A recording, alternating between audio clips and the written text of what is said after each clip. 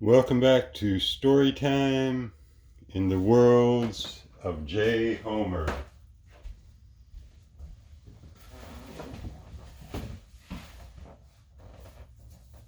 This is called The Blank Ring. The Blank Ring is its name.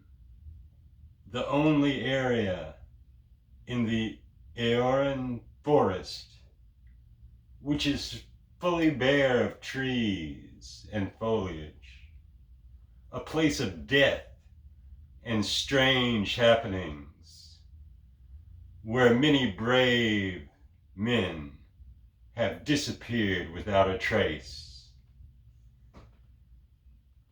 The foliage at the edge of the blank ring parted, revealing a tall, grim-faced man in light chainmail.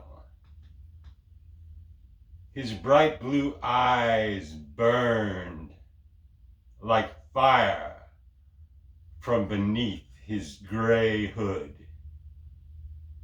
He advanced cautiously, sword in hand.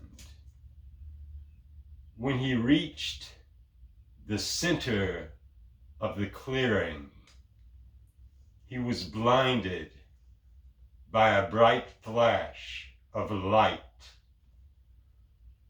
and all sound ceased. When his sight cleared, he found himself in a mountainous region. The sky was blue with violet along the horizon where the sun was going down. And the land was rough and rocky. His eyes were fixed on a large crevice from which a strange red mist continuously flowed. This mist formed into a large cloud which billowed to 10 times his height. As it grew, it took the shape of a man, a giant, wearing a bright red cloak which fully covered its body. The giant cloud figure stared at him with its fiery red eyes for what seemed like an eternity. And then it spoke, or seemed to speak, but no words came.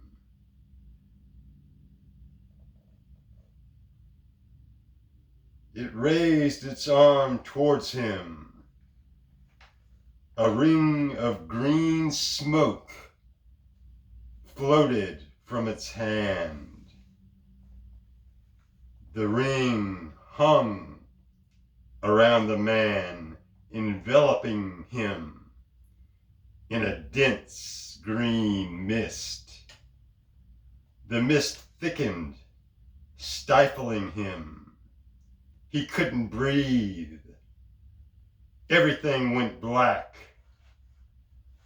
When he again opened his eyes, he found himself leaving the blank ring. He thought it all a dream, but the green mark around his neck proved otherwise. Thank you. And that's something I wrote in high school, probably in 90. No, I mean, a long time ago. This is called at home in the heart is the sun. And I was looking at my writing, trying to, get things started up and everything, and saw I just didn't have that many poems, and I didn't have that many stories, and then I went out and got a recorder that I could speak into to try and save my thoughts. And so this is from the first thing that I spoke into it. It's called At Home in the Heart is the Sun. It was a small world, a cold, cold place. Not the kind of place you want to spend an eternity in. Yet it seemed like an eternity that he had been here, time upon time. He thought back to how it had happened, how he had found this world and then found himself trapped here. The stars were his home. He loved the warmth and the light they brought. It was the light and the warmth that had brought him here. He had longed to travel, for his life from the beginning had been in one place, far away now. A traveling star had passed nearby, so he had left his home and braved the cold of space to join with the warmth and light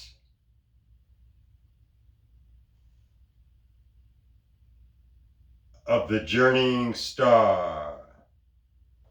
He had seen many wondrous sights as he had traveled, and knew the joy that he had craved for so very long.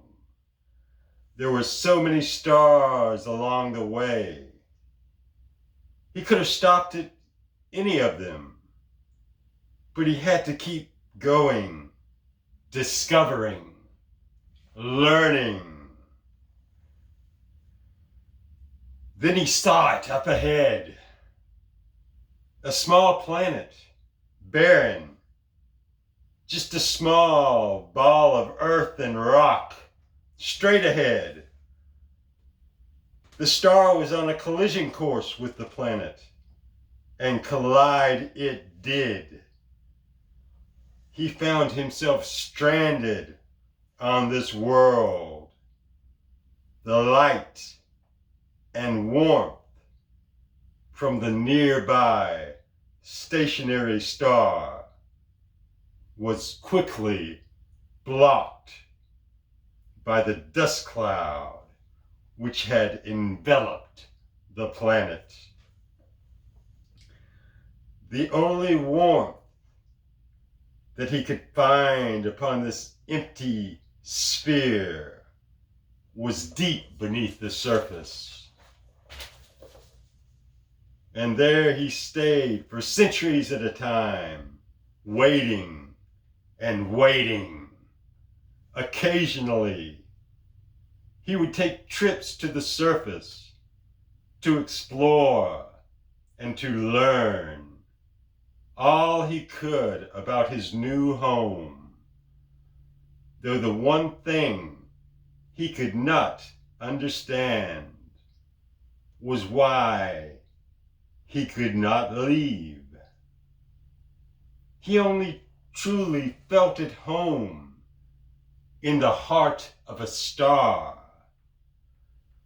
But he had never been trapped by a star. He had always been able to journey into the surrounding space, and the place he had left was a cluster of stars. He knew them all quite well, and the surrounding planets. It baffled him to think that there was something on this world which had made him powerless to leave.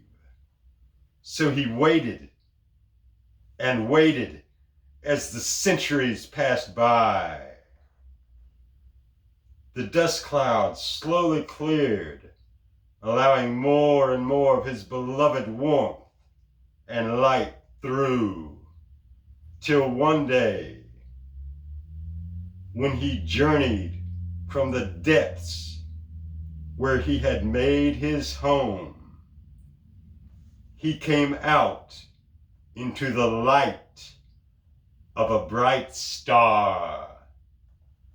Shining warmly, he looked upon the world, hard, cold, and dry before him, lifeless and just so empty. Then he turned his eyes up toward the heavens, toward the bright, warm, shining star. And he reached out to it, knowing that he could not leave, knowing that he was still bound, yet feeling the joy of the warmth and the light.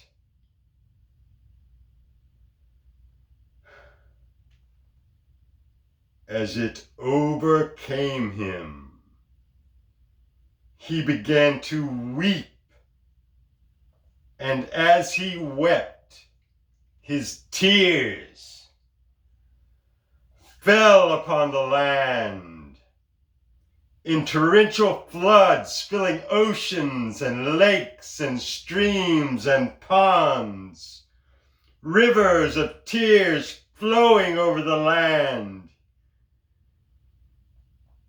He basks in the warmth of the starlight and lays down peacefully beneath its glowing eye. And I thank you. J. Homer.